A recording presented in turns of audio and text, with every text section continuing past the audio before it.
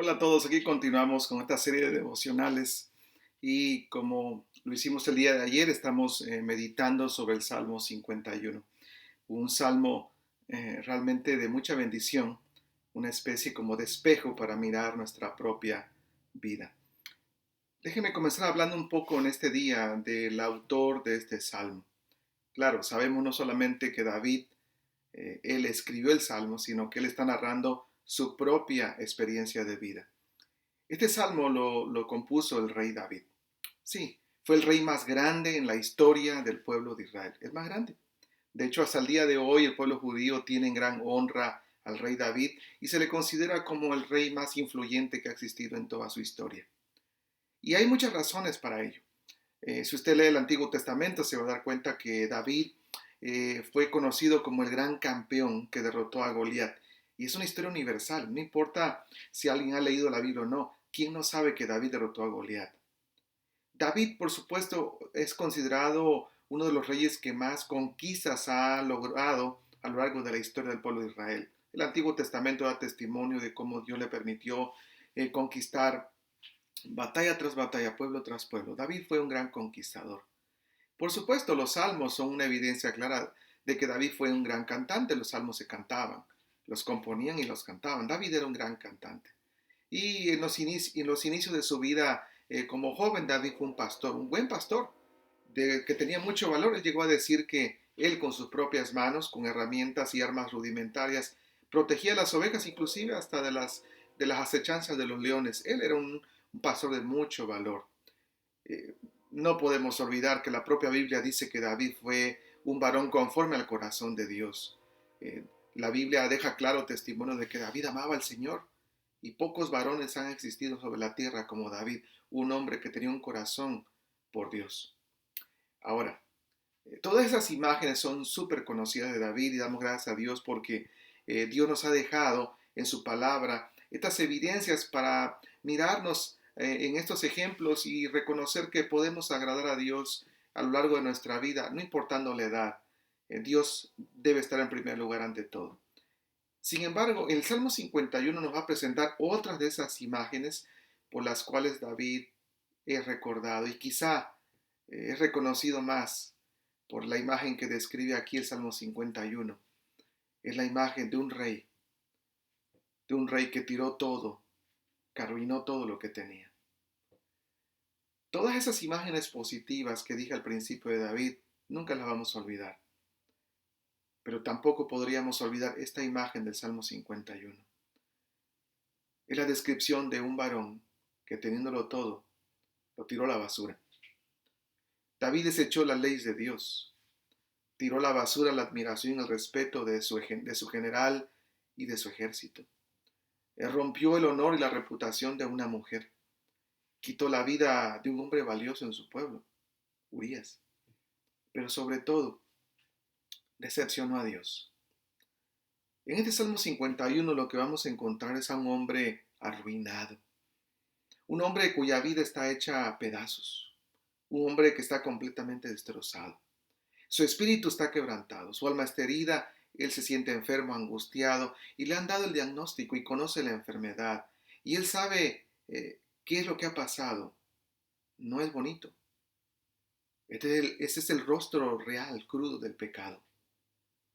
Y sin embargo, David ha reconocido su pecado. David asume su responsabilidad. ¿Y ahora qué sigue? ¿Qué sigue en medio de la fealdad y lo dramático de reconocer que yo soy quien he cometido este pecado?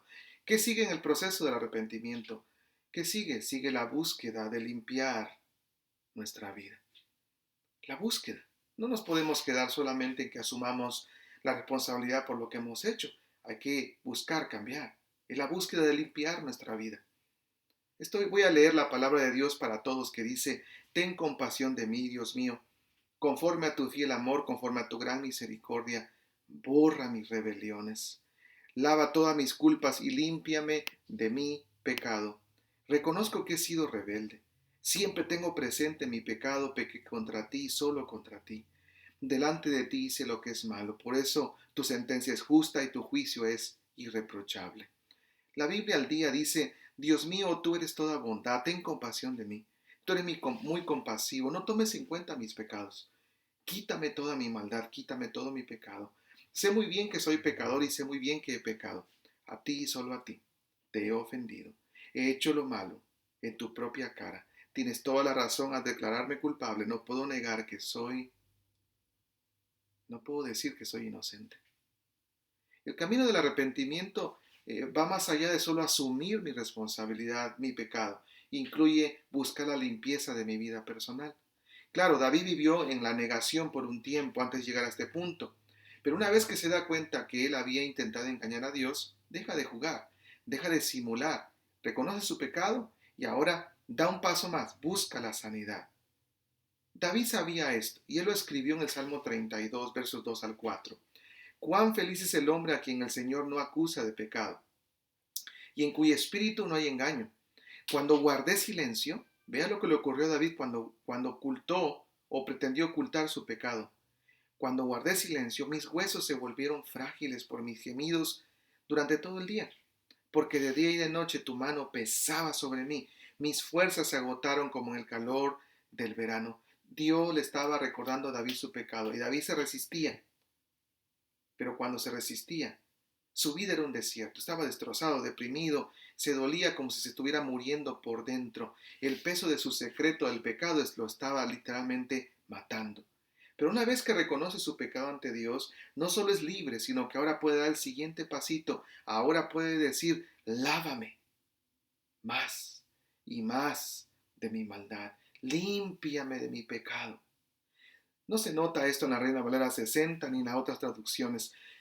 Pero sabes que en el texto hebreo cuando dice lávame, límpiame, esto es lo que se conoce como verbos en piel, intensivos.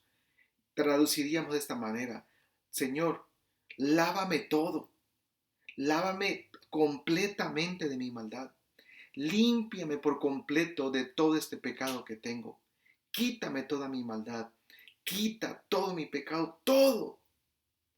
La Reina Valera 60 traduce, lávame con hisopo. El hisopo era una especie de planta que crecía en las paredes, una especie como de enredadera que en abundancia crecía y se distribuía a lo largo de una pared. Y cuando alguien quería rociar agua sobre la tierra, cortaba una rama de hisopo y con eso rociaba. Bueno, David en efecto está pidiendo a Dios que haga lo mismo por él. Sí, Dios es el sacerdote que va a purificar la vida de David. Ahora, lo mágico no está en el agua, ni en el hisopo, sino que es Dios mismo que lo está limpiando de su maldad. Observe, David dice, lávame, límpiame. Se dirige a Dios. Es a Dios quien le está diciendo, tú Dios, tú que tienes el poder para limpiarme y lavarme y dar sanidad a mi vida, hazlo, a ti acudo. Ahora, está bien si puedes ir a buscar un consejo de un amigo, de un ser querido, o inclusive ir a una terapia con un consejero. Pero no te olvides de esto. La sanidad emocional, la limpieza espiritual, siempre viene de arriba, de parte de Dios, nunca de abajo. Dios puede usar la vida de las personas, pero es Dios quien te va a dar la sanidad que necesita. David sabía que sus pecados eran tales, tan grandes, no porque hay una diferencia entre un pecado y otro en cuanto al peso, pero sí en la consecuencia. David sabía que lo que había hecho era tan visible, tan doloroso para el pueblo, que solo la acción directa de Dios podía quitarle, limpiarle, sanarle. Ahora, David sabía, y usted y yo debemos recordar dos cosas. David no lo pasó por alto y nosotros tampoco deberíamos de hacerlo. Primero, todo está al desnudo ante los ojos de Dios. Por eso dice él, he hecho lo malo delante de tus ojos, tú siempre lo ves todo. Al inicio solo fue un asunto entre David y Betsabé. Después solo entre David y Betsabé y su general. Quizá el esposo sospechaba algo de que estaba pasando una relación incorrecta entre Betsabé y David. Quizá nadie más del pueblo tenía una idea de lo que estaba ocurriendo en la vida de David, una vida inmoral. Pero no importaba. Los ojos de Dios lo miraban todo. Dios veía aún los más secretos allí, escondidos, ocultos en la vida de David.